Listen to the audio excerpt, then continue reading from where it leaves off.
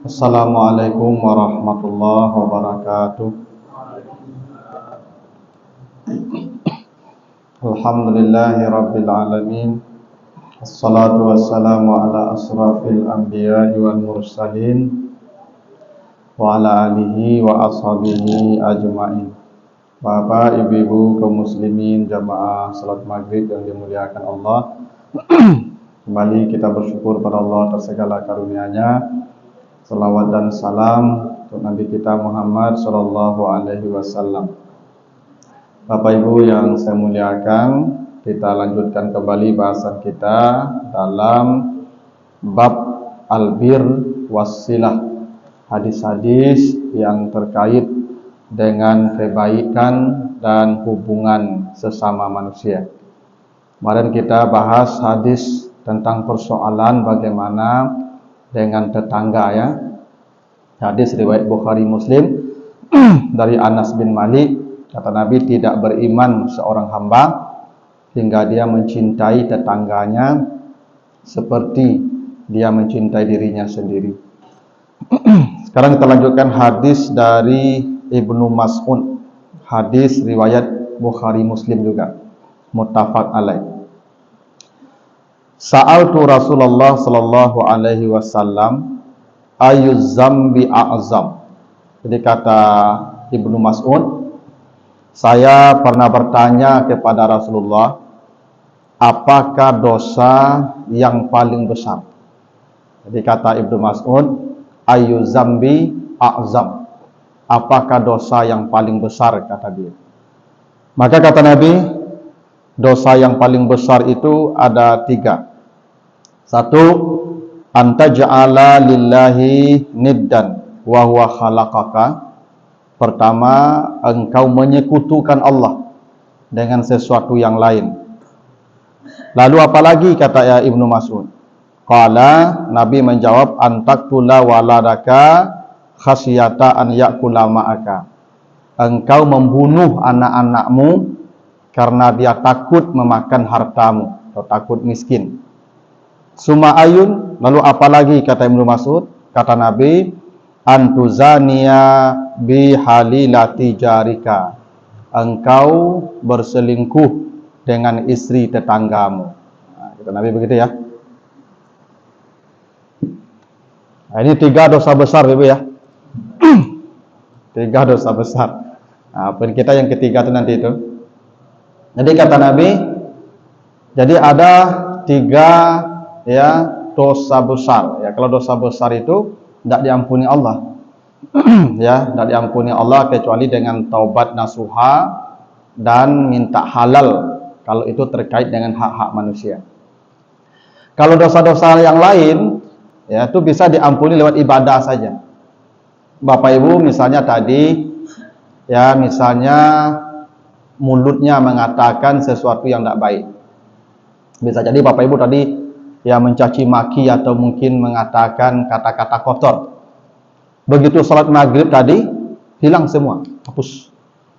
Begitu kata Allah, ya, innal hasanat yuzhibnas sayyiat.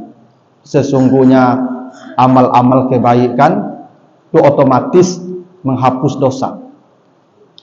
Jadi kalau Bapak Ibu misalnya matanya memandang yang tidak baik, maka begitu salat hilang, ya.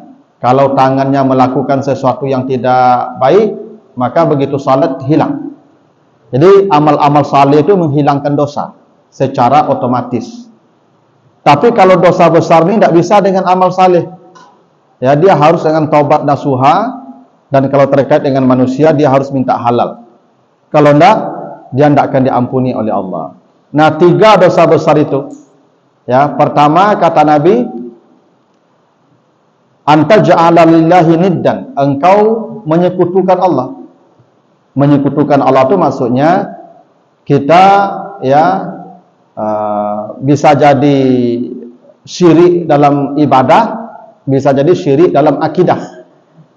Kalau syirik dalam ibadah itu ya seperti orang-orang itu, ya, dulu di Makkah ada orang-orang musyrik namanya yang menyembah patung-patung.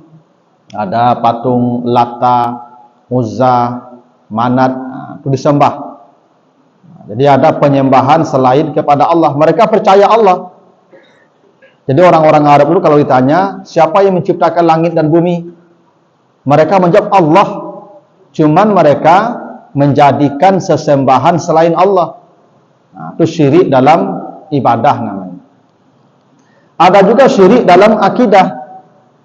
Ya, syirik dalam akidah itu ada ya keyakinan di hati kita bahwa ada yang menentukan selain Allah. Ya. Misalnya kalau ka membuat pondasi rumah, dabi ayam lu didarahi dulu.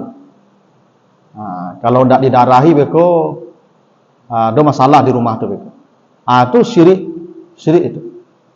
Ya, ada sebagian orang sampai sekarang kalau kamu membuat pondasi itu berdabi ayam dulu. Nah, berdarahi dulu. Itu syirik itu. Ya, itu dosa besar itu. Tak diampuni Allah itu. Salatnya tak terima itu. Bahkan kalau menangiin kudo-kudo kata bergantung ke pisang nanti lu. Ada pisang bergantung nanti Pak. Menggantung pisang di puncak atok tu, syirik itu. Untuk digantung pisang. Kan ada sesuatu yang mau dijinakkan. Kalau tidak dijinakkan nanti bahaya kita itu. Ya. Itu syirik itu. Ya, karena ada kekuatan selain Allah yang kita takuti. Ada kekuatan selain Allah yang menentukan hidup kita. Syirik itu. Bahkan ada di kampung saya, Ibu, kalau di Moralabu itu setiap kamu mulai ke sawah, itu membantai kabau di Palo Banda namun. Jadi wajib membantai kabau di Palo Banda. Nah, itu makan sama-sama. Maka kabau yang disembeli di Palo Banda itu jadi haram tuh. Haram dimakan tuh. Karena dia sudah menjadi objek kesyirikan najis. Karena sesuatu yang berbau kesyirikan itu najis. Begitu kata Allah di surat At-Taubah, innal musyrikuna najasun. Sesungguhnya kesyirikan itu najis. Bakok didabie kabau di Palo Banda tu, karena ayah aku darahnya kok di Kabanda tu, sehingga padi yang akan ditanam selamat dari bencana. Jadi hama-hama hilang, tikus-tikus hilang. Kalau tidak didabi di Palo Banda tu, beko jadi tidak jadi panen beko. Kalau itu keyakinannya, maka syirik itu. Maka hewan yang disembelih itu menjadi, itu namanya sembelihan untuk berhala. Ya. Jadi sembelihan yang dipersembahkan untuk berhala, berhala itu sesuatu ada yang kita yakini menentukan nasib kita. Ya. Itu jadi haram dimakan malah tuh. Kabaunya haram dimakan, ayamnya haram dimakan. Ya, yang melakukannya dosa besar. Ibadahnya ditolak oleh Allah itu. Yo kok kaman dabi kabau, dabi saya kabau tu, jadi Palo Banda dabi. Dabi saya kabau tu masak sama-sama makan, sama-sama berdoa sama-sama. Persoalannya harus di Palo Banda aku mendabi. Itu jadi masalah tu. Ya. Kan kalau mendabi kabau, dabi saya dimakai dabi. Dabi saya di tengah kampung tu, atau di lapangan. Tu ambil daging tu masak sama-sama makan, sama-sama berdoa sama-sama. Tak apa-apa. Sama aja berkorban nama tu. Ini masalahnya, ini dibawa pula ke di Banda, di sumber batang air, di Mungku yang akan mengalir ke padi-padi orang. Syirik tu. Itu sekampung tu syirik. Ya, saya sudah sampaikan, tapi ini tangka aja sama-sama berdia. Ya kan tugas mengingatkannya Pak. Ya, kalau nyedak takwik baca leh. Ini kan peringatan tu bagi orang takwik. Orang tak takwik tu ada ingatnya dan tak perguna peringatan dia. Memang tak boleh begitu. Ya. Ya. Jadi itu syirik namanya itu. Karena kita meyakini ada yang menentukan selain Allah. Ya, ada kekuatan-kekuatan selain Allah. Itu dosa besar itu. Karena syirik dalam bentuk akidah namanya keyakinan. Ya. Bahkan ada yang aneh Ibu, membangun masjid pada biayam jo. Ada tuh Pak. masjid yang akan dibangun itu mendabi ayamnya di pondasinya tuh. Nah, itu kan aneh tuh. Ya. Nah, termasuk kalau Bapak Ibu ada yang berkata si anu tuh kayunya dek rajin bau sawo. Atau syirik tuh. Syirik tuh. Kok rajin bau sawo dek orang kayu, banyak orang rajin bau sawo pada kayunya. Kekayaan tuh bukan rajin bekerja. Bekerja tuh sebabnya saja. Tapi yang menentukan Allah. Memang dia dikasih banyak. Sedikit pun pekerjaannya banyak juga dia dapat tuh. Kalau Allah mencatatkan dia banyak. Yang masalahnya, kalau Bapak Ibu meyakini usahanya itu yang menentukan hasil dia, itu syirik. Ya. Woi dokter tua, yo sawana paten ubeknya. Apa yo penyakit bisa sehat dia. Syirik tuh. Ya. Yang menyembuhkan tuh Allah. Bara banyak dokter ya mati orang di tangannya mah. Dokter yang sama mengobati penyakit yang sama. Sebagian mati, sebagian sehat. Kok santian dokter itu tak mati-mati orang tangan dokter dulu tuh. Apa ibu jangan cari orang yang sehat, cari orang yang mati di tangan dokter tuh banyak orang mati di tangan dokter tuh mah. Bukan berarti dokter yang menyembuhkan, yang mematikan. Allah memang ajalnya sampai. Yang sehat memang Allah juga menyembuhkan lewat bantuan dokter. Nah, jadi syirik itu dosa besar. Ya. Yang kedua syirik itu adalah engkau membunuh anakmu takut miskin. Nah, ini menjadi dalil Bapak Ibu ya oleh sebagian yang mengharamkan KB. Karena KB itu takut miskin. Banyak anak itu bagi makan. Ya. Itu makanya Allah ingatkan di surat apa itu? Al-Isra 31. Nanti Bapak Ibu baca surat Al-Isra 31. La taqtulu auladakum khasyata imlaq. Nahnu narzuquhum wa iyyakum. Inna qatlahum kana khit'an kabira.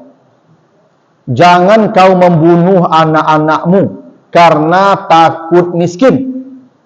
Kami yang memberi rezeki mereka dan kamu juga kami yang beri rezeki. Sesungguhnya membunuh mereka adalah dosa besar di sisi Allah. Jadi semboyan cukup 2 anak itu syirik. Syirik. Tidak boleh. Kenapa ibu takut punya anak banyak? Kan kata Allah, kami yang memberi mereka rezeki, bukan kamu. Kamu hanya sebab mereka dapat rezeki mereka. Kamu hanya menjadi jalan mereka dapat rezeki. Yang rezeki mereka kami yang menjamin. Zaman dulu anak orang sampai 2 balik ke ibu. Enggak? Karajo ke sawah ke ladangnya. Tak ada mati tak makan loh. Gadang saja jadi urang sadonya. Kau anak berdua, awak PNS kedua-duanya. Duanya.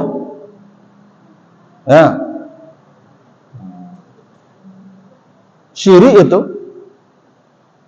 kan cukup 2 itu kan maksudnya Bapak Ibu ya kan membatasi supaya ya beko terjamin rezekinya kan gitu tuh. Seolah-olah Bapak Ibu yang menjamin rezekinya tuh. Enggak boleh begitu itu.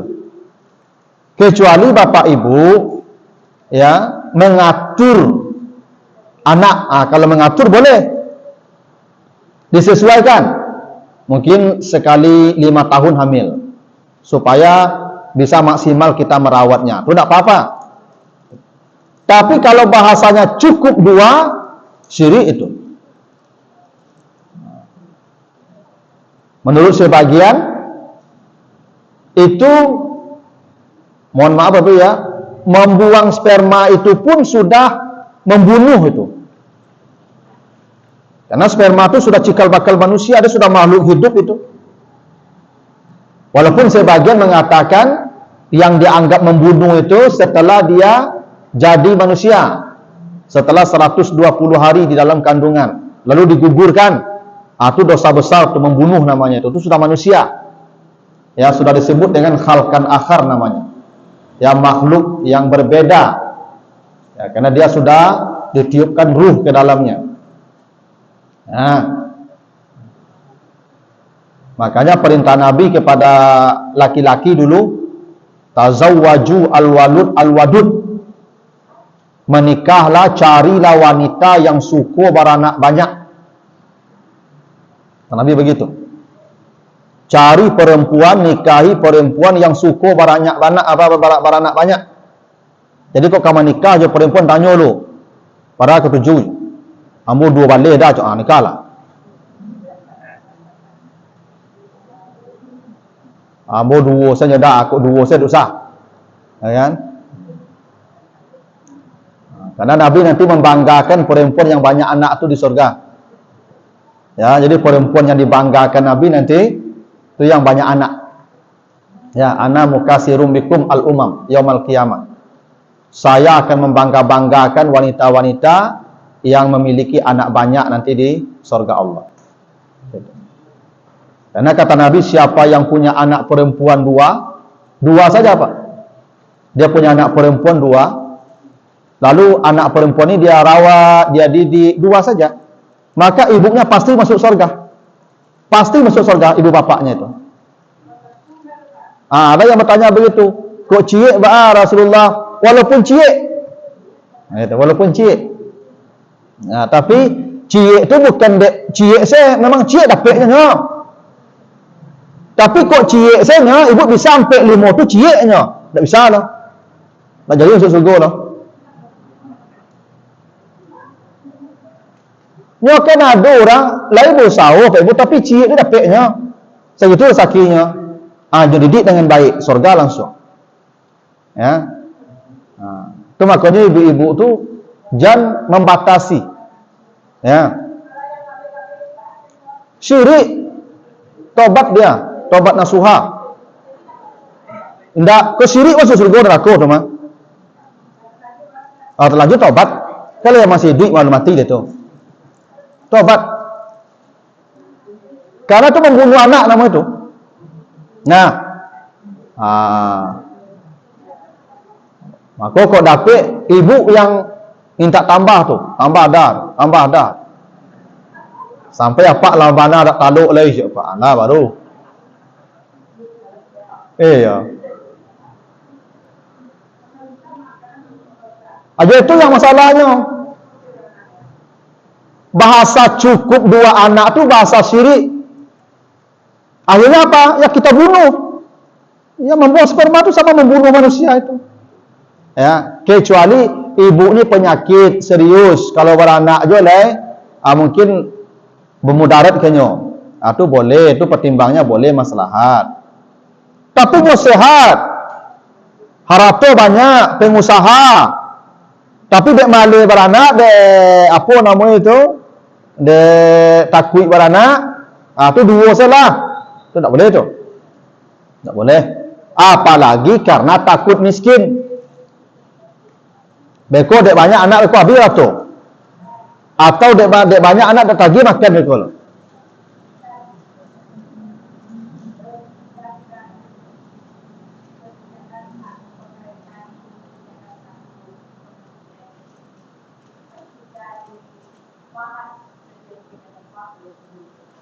Ya.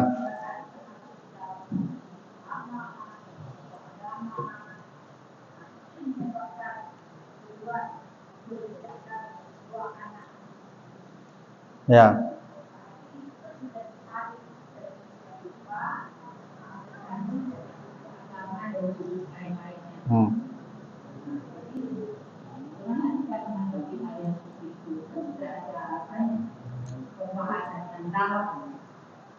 Ya, KB itu bukan membatasi, mengatur.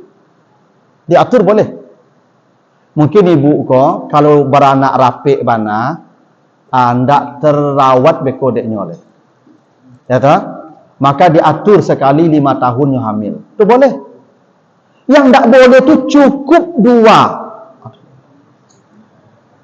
Saya ndak melarang KB, Bu. Karena KB itu di beberapa bagian ada yang baik. Misalnya ibu ni ada penyakit-penyakit tertentu yang mungkin kalau dia hamil sering, mungkin akan membahayakan dirinya, kesehatannya. Maka dia boleh ber-KB. Tapi membatasi, saya tidak tahu ada ulama yang boleh membatasi anak itu. Karena Al-Quran sudah mengatakan, La taqtulu auladakum khasyata imlaq. Jangan kau bunuh anakmu karena takut miskin. Nahnu narzukuhum, kami yang menjamin rezeki anakmu. Dan saya tak yakin ulama tak paham ayat ini.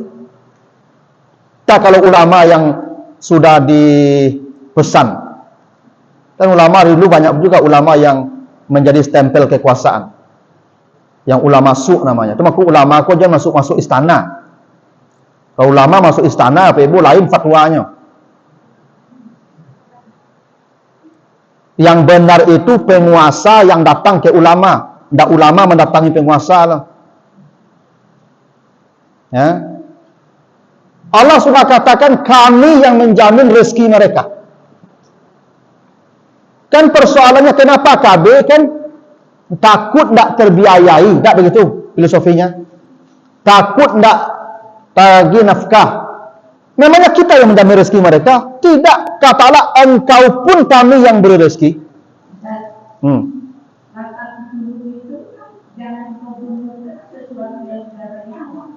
Ya, maka saya katakan tadi, penafsirannya ada yang seperti itu. Tapi ada yang mengatakan itu membunuh itu sejak sperma itu sudah makhluk hidup itu. Sperma itu kalau tidak makhluk hidup tidak mungkin berkembang dia itu jadi manusia itu. Makanya sperma itu dia berkejar tuh, berlari dia tuh. Yang berlari itu kan karena dia hidup.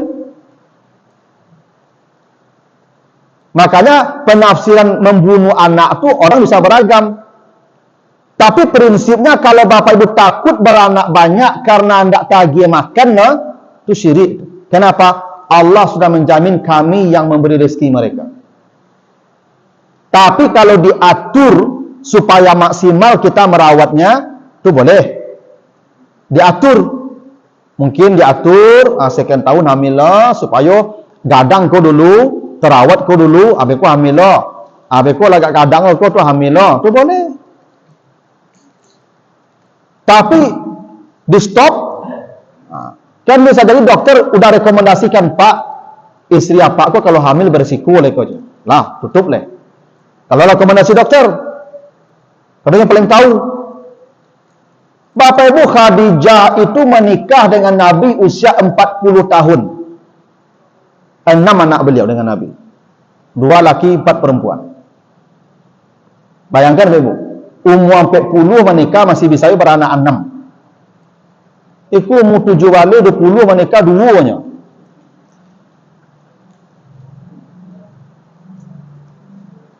Tak ada Bapak Ibu yang perlu dikhawatirkan soal jumlah anak itu. Yang khawatir itu hanya kesyirikan, setan yang menakut-nakuti dengan kefakiran. Asyaitan ya'idukumul faqra. Hanya setan yang menakut-nakuti manusia dengan kemiskinan. Beko beranak banyak lagi makan bekulu, beko beranak banyak atas sekolahannya bekulu. Setan tu, Pak. Ya. Dan setan tu kan bisa manusia, bisa jin. Jadi yang mengatakan kalau ada penguasa mengatakan cukup 2 ya, itu setan dalam bentuk manusia tu. Nanti kalau lebih 2 nanti tidak bisa sekolah, tidak bisa kasih makan. Itu disebut sayatinul jin wal ins. Itu setan dari golongan manusia dan jin. Itu. Ya. Jadi KB itu pertimbangan maslahat, bukan membatasi jumlah anak. Ya. Jadi anak-anak Bapak Ibu suruhlah beranak banyak tu. Ya, awak lah gaik kual ke beranak lego dak mu lego. Ya kan? Biarlah cukup yang ado saya. Bapak Ibu, dunia salawe kok ke dicamer Bapak Ibu kok ha.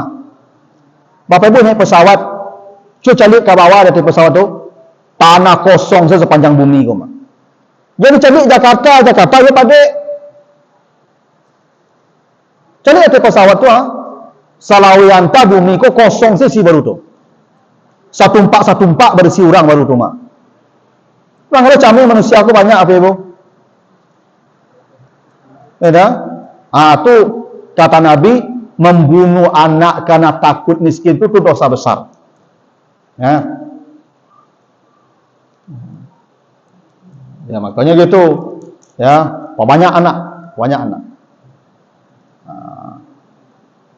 Ya kalau tidak bisa deh apa-apa memperbanyak anak, ya induknya tambah. Itu caranya, Pak. Ya kan tidak haram lah tuh, menambah induknya kan tidak haram lah tuh. Haram. Bolehnya Pak sampai ampe mah. Betul? Tentu ada izin dari ibu. Ya. Ya Pak, kau pengusaha triliunan titinya, anak duanya, tidak rugi itu. Dia bisa menghidupi sampai puluh anak. Tidak ruginya itu. Apa banyaklah, tambah induknya. Itu caranya Pak. Ya. Kecil ibu-ibu ikut kacau Ustaz banyak. Ya, kecil apa-apa ya mantap. Ya kalau ada izin, kalau tidak ada izin jangan, itu jadi masalah barunya. Nah yang ketiga yang dosa besar itu kata Nabi antulzani bihalilati jarika. Ini yang poin kita ini. Bahwa engkau berselingkuh dengan istri tetanggamu. Aku banyak kini ke ibu. Ya, ada yang buat kabur istri tetangga bagai. Enak. Kadang istri tetangga aku centil lah. Suami teka rajo kan hanya mengalyong-alyong sih mungko pagar tu. Ani nampak aku di muka rumah tu cari-cari saya ke ibu kau. Makanya ibu-ibu di rumah tu jangan seksi-seksi pakai nampak di orang sawalah kau. Ya. Ya kadang-kadang godaknya kadang ibu istri tetangga kau. Ya. Kadang istri ada terawat lah. Istri tetangga terawat kan. Hanya tiok apa nyesapo ah. Lama udah-udahnya kawan. Ibu jangan acok-acok mau tahu-tahu japak sawalah rumah. Ya kan? Bahaya tu. Oh lah gae tak bahal. Lah gae kau laman ke Pak. Ini masih glowing kok ah. Gitu. Jangan acok-acok mau tahu japak sawalah. Dan tak sedikit kejadian itu ibu berselingkuh dengan istri tetangga. Apalagi kok rumah aku pagarnya cik berdua. Jadi rumah aku apa? Kopel. Pagarnya cik berdua saja yang tengah ada pagar loh. Beku ibu punya muka ini di belakang, pak punya muka ini di belakang tu malah beku tu. Alah sasik tentu masuk bagai. Kenapa? Banyak kejadian tu ibu apa ibu? Ya.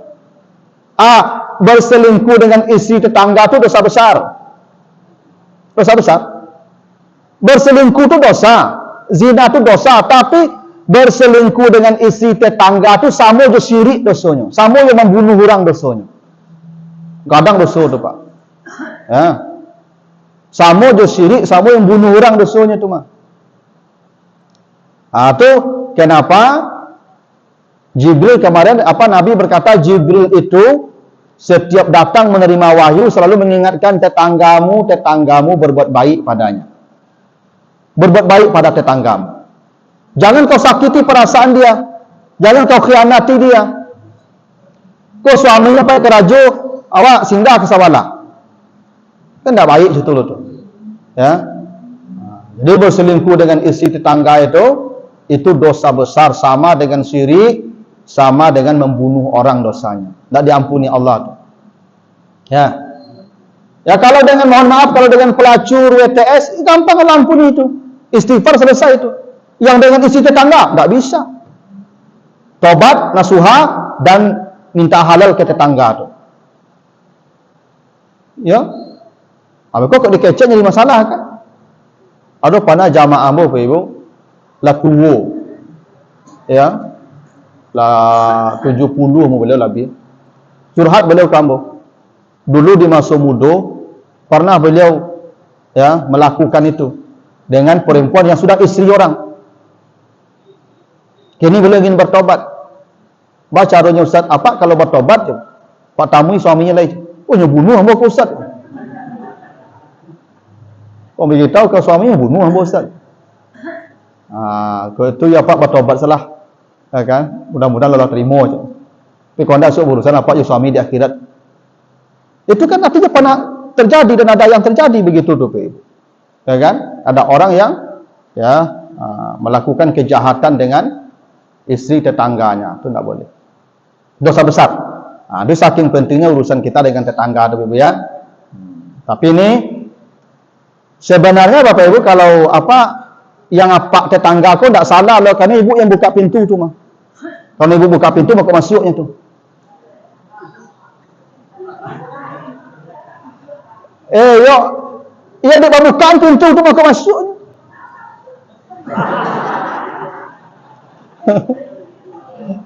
Yo, makasihnya membuka pintu tu baginya labu ke dalam. Ndak membuka pintunya masuknya lonong tu perkosa orang nama tu.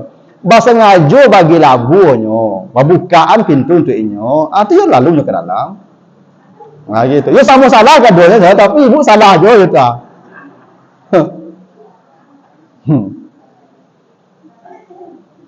Ya. Jadi ini dosa besar Ibu ya. Ya kalau ya Allah terlongsong Ustaz, terlongsong tobat, tamu ya foto tetangga tu. Hanya bunuh lagi kan tak? Coba aja leh, tobat selalu. Silakan Ibu.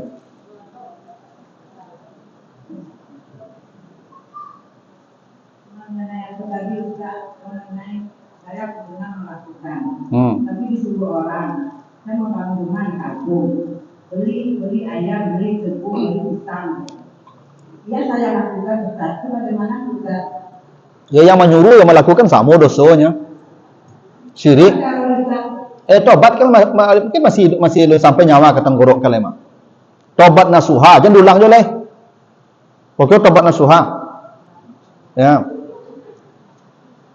Yang untuk dia giagi pisang ayam dati itu. Kau untuk tukang dah ba? Ada cuma pengen dati itu bangga pisang mah. Kan pisang kan bergantung dati itu. Dan pisang yang bergantung dati itu tak tahu orang makan loh Pak, tak berani orang makan loh. Kalau untuk tukang dah ba? Pak, kau untuk tukang ya. Dah ba? Gantung dati itu. Tapi kan untuk tukang loh, ada niat lain tu. Itu ibu tolak lah, enggak lah ya. Ya kayak dulu dia kan tak tahu nak apa-apa, tobat. Yang kamu boleh, dia laku aja tu leh. Syirik. Ya. Itu. Syirik itu artinya ibu meyakini ada sesuatu yang menentukan selain Allah. Itu syirik itu. Satu-satunya yang menentukan hidup kita itu Allah. Tak ada yang lain. Kalau ada bencana, Allah. Kalau ada kebaikan dari Allah. Tak ada urusan dengan makhluk. Yang masalah itu kita meyakini makhluk ini punya kekuatan pula seperti Allah menentukan diri kita. Ya makhluk di dabi ayam di darai pondasi itu kan kalau tak digituan celaka. Itu tak boleh. Sama ada orang takut kembali rumah ditusuk sate. Ya. Itu syirik itu. Tidak ada hubungannya tusuk sate dengan rezeki kita. Kecilnya kalau tusuk sate ku awak rasa payah, awak bacakak keluarga. Tidak ada itu. Ada yang takut jangkau 3 balik bagai. Sehingga ada pengusaha hotel Ibu tak pernah memberi kamarnya angkut 3 balik. Jadi dari 2 balik menusuk sampai balik nomor. Ada 3 balik. Maka takut angkut 3 balik itu. Syirik itu. Angka sama saja, tak ada bedanya angka itu. Ya. Itu kesyirikan itu. Itu yang dosa besar tadi itu. Ada keyakinan-keyakinan yang salah. Ya, bahwa ada kekuatan selain Allah yang menentukan celaka atau bahagianya kita.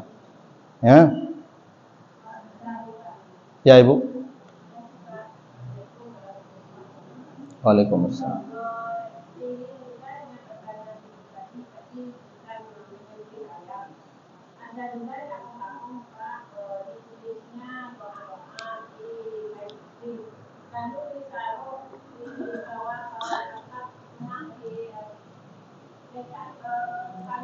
Ya, kudu-kudonya. Oh. Katanya ini doa untuk menangkal nabi. Itu katanya. Bagaimana Pak Iyalah, kalau karate digantung itu tuh karate itu selamat awak syirik itu. Ibu kalau mau berdoa minta pada Allah. Jangan karate itu membuat awak terlindungi itu syirik itu. Sama yang memajang ayat kursi di dinding kau, di balik kursi rantan di dinding kau. Ya, aku dipajang kau, insya Allah setan tidak masuk loh. Itu syirik itu. Takut setan tidak. Dengan zikir kita setan takut. Ada juga orang tu sajak memelihara koi kau, ya kan? Agak lapang rasa kira rasanya. Syirik tu. Ada di rumah makan, baby foto orang gaib. Kusali namanya tu. Kau sia kau pak ya? Jalih dah sia lah. Tu kau berataan siko je. Pemba orang. Syirik tu. Pemba orang tu. Rezeki kita Allah yang menentukan. Tidak ada urusannya pemba orang tu. Jualan saja dengan cara yang baik, lurus, jujur, tidak curang. Rezeki Allah yang mengatur tu. Tapi di angku salih kau bertambahnya, itu syirik tu. Ya. Itu yang disebut dosa besar tadi. Ada keyakinan-keyakinan dalam diri kita bahwa ada kekuatan selain Allah yang menentukan. Jadi syirik itu bukan hanya menyembah berhala. Seperti tadi yang saya katakan itulah.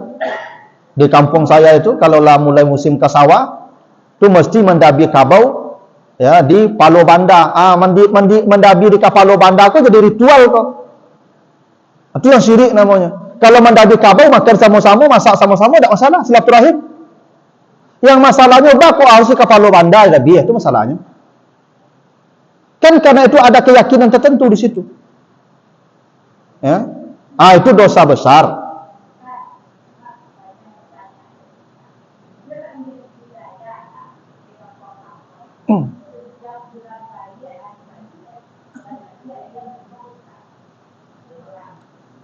Oh, kalau itu enggak apa-apa, tuh namanya berbuat baik itu. Doa enggak apa-apa. Misalnya bulan Muharram atau bulan Sa'ban masuk Ramadan. Ya boleh mendoakan orang mati kan dalam khutbah Jumat saja dibolehkan, diwajibkan malah. Dalam khutbah Jumat wajib mendoakan orang mati. Allahumma ighfir lil mu'minin wal mu'minat wal muslimin wal muslimat al ahya wal amwat. Kalau tidak doakan orang mati tidak sah khutbahnya. Iya. Yang tidak boleh itu ritualnya. Yang di situ berisi keyakinan bahwa ada kekuatan-kekuatan lain selain Allah, itu masalahnya. Kalau kita menyembelih ayam lalu makan lalu diundang orang mendoa sama-sama, ya tidak apa-apa. Sama seperti saya kata tadi, awak ke mulai ke sawah aku awak dabi kabau le ya. Supaya awak makan sama-sama, awak silaturahim supaya awak kompak. Dabi kabau, masak makan sama-sama boleh. Yang persoalannya mengapa dibawa ke Palo Banda mendabienyo? Kalau dari Palo Banda tidak sah mendabienyo, harus ke Palo Banda tu darah aku dianyuin ke batang air itu. Tuh jadi siriknya begitu. Punya budaya lah situ Ustaz. Nanti jadi masalahnya budaya aku tidak sebenarnya baik lebih Ibu. Asal bertentangan dengan Al-Quran tinggalkan. Ambil Al-Quran, ambil hadis. Ya. Makanya manusia yang dicela Allah itu kan mereka berkata, oh ini sudah dari bapak moyang kami begini, haza ma wajadna alaihi abauna. Oh ini bapak moyang kami sudah begini dari dulu. Itu jadi masalah. Ayah kalau ada unsur kesyirikan di situ, jangan ikut di sana. Kan ada Bapak Ibu di beberapa tempat misalnya di Jawa. Ada sesajen-sesajen kan. Lalu diperebutkan Pak. Ya. Sampai terpijak-pijak memperabuinya Pak. Karena mendapatkannya, memakannya itu barakah. Itu yang salah. Itu yang salah. Ya sama.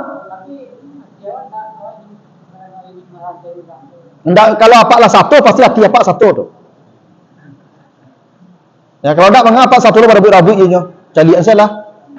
Kan awak satu berabuk dia yakin awak cinyo tu. Ya. Itu yang salah. Itu namanya syirik. Dan ini sampai sekarang masih banyak terkabur di kampung-kampung tu Ibu. Masih banyak keyakinan tradisi-tradisi yang syirik itu. Terutama ya tradisi membuat apa namanya itu pondasi. Seakan-akan kalau dak idabi ayam dak idarai Pak, itu ada ketakutan. Ada ketakutan. Nah, itu yang syirik. Termasuk ya ada ketakutan orang membalik rumah ditusuk sate. Ya. Ada ibu-ibu pagi-pagi belanja orang belanja kenyo nyekipik-kipik nyepiti itu. Syirik itu. Ya, piti dapat pagi kok pakai pihan dulu ya. Paimbau. Itu syirik itu Pak Ibu. Tidak ada hubungannya itu apa lagi kipik piti itu. Masuk sesakulai. Ya. Ya barang hari itu ada catat di langit tu mah. Tak boleh kipik-kipik mana lah. Ada. Tapi begitulah keyakinan-keyakinan yang salah namanya. Itu disebut ya anta ja'ala lillahi niddan. Engkau menjadikan ada tandingan-tandingan selain Allah. Dan itu dosa besar. Nah itulah dulu Bapak Ibu ya. 3 dosa besar yang paling pokok tadi ya berselingkuh dengan istri tetangga. Gitu. Lebih kurang mohon maaf jika ada yang kurang berkenan. Subhanakallahumma wa bihamdika asyhadu an la ilaha illa anta astaghfiruka wa atubu ilaika. Wassalamualaikum warahmatullahi wabarakatuh.